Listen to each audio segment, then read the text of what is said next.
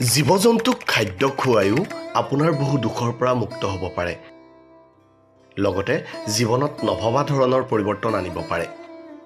কি প্ৰাণীক কি খোৱালে কেনেধৰণৰ দুখ মুক্ত হ'ব জানক।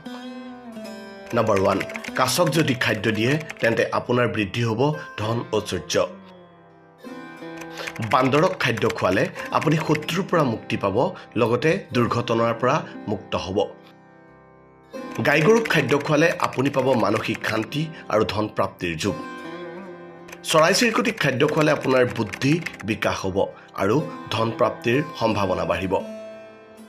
কুকুৰক খাদ্য দিলে আপুনি পাব শত্ৰুৰ পৰা মুক্তি। আৰু কাউৰীক খাদ্য খোৱালে আপুনি পাব পিতৃদোষৰ পৰা মুক্তি।